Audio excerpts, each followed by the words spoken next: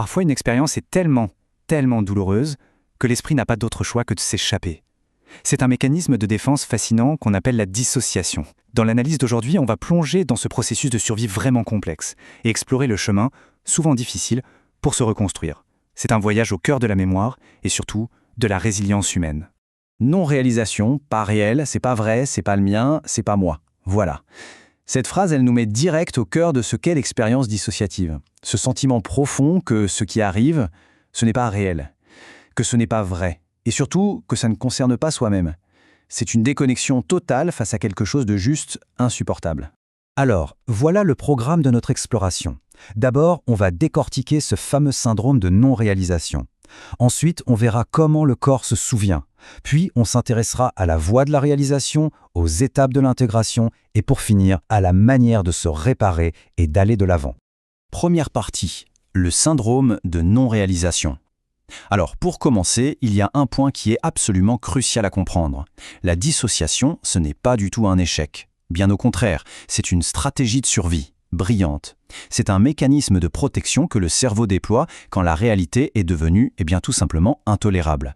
Pour bien saisir l'idée, on peut imaginer la personnalité un peu comme un tissu, un tissage continu de toutes nos expériences qui forment qui l'on est. Un trauma, surtout quand il s'agit d'une trahison par un proche, c'est comme un coup de ciseau brutal dans ce tissu. Ça crée une rupture nette. L'expérience est tellement insupportable qu'elle ne peut pas être intégrée au reste. Alors le cerveau, pour protéger l'ensemble, il coupe ce morceau et le met de côté. Et ce phénomène, il a un nom. C'est le syndrome de non-réalisation. C'est un terme qu'on doit au psychologue Pierre Janet. Et c'est vraiment le cœur du problème. L'esprit refuse littéralement de réaliser, c'est-à-dire de rendre réelle une information qui risquerait de faire s'effondrer toute la structure psychique. Et ça peut prendre différentes formes, Ça va d'une simple impression de déconnexion jusqu'à une amnésie totale des événements. Et pour comprendre pourquoi le cerveau fait ça, le dilemme d'une survivante illustre ça parfaitement. Prenons l'exemple d'une personne que les sources appellent Hélène. Face à un inceste, le choix est terrifiant, il n'y a pas d'autre mot. Soit elle accepte, elle réalise ce qui s'est passé et elle risque de faire exploser sa famille, soit elle maintient la dissociation et préserve ce lien familial qui est vital pour elle. La dissociation n'est plus un choix, c'est une nécessité absolue pour survivre. Deuxième partie, le corps se souvient.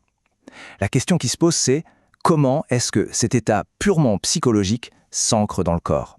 Parce que la dissociation, ce n'est pas juste une histoire qui se passe dans la tête. C'est un phénomène profondément physiologique. On a une phrase célèbre pour ça. L'esprit oublie peut-être, mais le corps, lui, il se souvient toujours. Et ça nous amène à un paradoxe interne que vivent beaucoup de survivants, la dynamique du trop et trop peu. C'est assez déroutant. Une partie de la personne, celle qu'Hélène appelle Hélène, ne ressent presque rien. Elle est comme anesthésiée, elle plane. Et de l'autre côté, une autre partie, qu'elle nomme Hélène, est complètement submergée. Elle est coincée dans le passé et revit en boucle l'abus avec toute la charge de sensations et d'émotions. Et le point clé ici, c'est que la mémoire du trauma n'est pas qu'une image ou une pensée, elle est avant tout somatique, c'est-à-dire qu'elle est stockée dans le corps. Elle s'inscrit dans la posture, dans des sensations physiques, des tensions chroniques, des mouvements involontaires. Et ce qui est fascinant, c'est que chaque partie dissociée a sa propre physiologie, sa propre manière de vivre dans ce corps. Du coup, le système nerveux reste en quelque sorte bloqué en mode survie. On connaît tous ces défenses primaires, presque animales, le combat, la fuite ou le figement sur place. Ces réflexes sont ultra utiles face à un danger immédiat, mais là ils deviennent un handicap. La personne n'arrive plus à évaluer si elle est en sécurité maintenant, dans le présent, parce qu'une partie d'elle est convaincue de vivre encore et toujours dans le danger du passé. Troisième partie, la voie de la réalisation. Alors la question c'est, comment on sort de cette impasse ? La solution, même si elle est très difficile, c'est de prendre le chemin inverse. C'est la voie de la réalisation. Et c'est là que le véritable voyage vers la guérison peut commencer. Le premier grand pas sur ce chemin, ça s'appelle la personnification. L'idée, c'est de s'approprier personnellement son expérience. C'est passer de la phrase « quelque chose est arrivé » à « quelque chose m'est arrivé ». C'est un changement énorme. C'est réaliser et accepter que cette partie qui a souffert, cette part effrayée, ce n'est pas une étrangère. C'est une partie de soi. Et la deuxième étape, c'est la présentification. Une fois qu'on a accepté que l'expérience fait partie de soi, il faut la remettre à sa place dans le temps.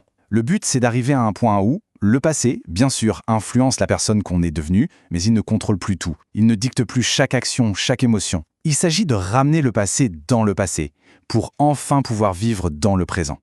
Et on touche là au grand paradoxe de la douleur. Bien sûr que c'est terrifiant de faire face à ces souvenirs, mais le truc, c'est que les éviter en permanence, c'est comme s'enfermer dans une prison où la souffrance reste active, bien vivante ici et maintenant. Le seul moyen pour que le passé arrête de faire mal au présent, c'est d'accepter, à un moment, de ressentir la douleur de ce qui a été.